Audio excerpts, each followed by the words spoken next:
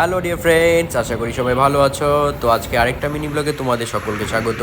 তো আজ সকাল সকাল বেরিয়ে পড়লাম সাইকেল নিয়ে। আমি আবার যাচ্ছি আমার সেই গন্তব্যস্থল যেটা আছে রংটং চৌতারা তিনধারিয়া, সেই দিকটায় যাওয়ার পথে আবার টয় ট্রেনের সাথে দেখা। খুব সুন্দর লাগলো, টয় ট্রেনের লোকরাও খুব মজা করছিল। আমি আবার ছুটলাম আমার পথে। যাওয়ার পথে দেখি অনেকেই সকাল সকাল জগিংও করছে। খুব ভালো লাগে সকালবেলা সাইকেল নিয়ে পাহাড়ে আসতে। সকালে রোডটাও খুব এখন ভালো এবং আশেপাশের লোকজনের সঙ্গে দেখা হয়ে যায়।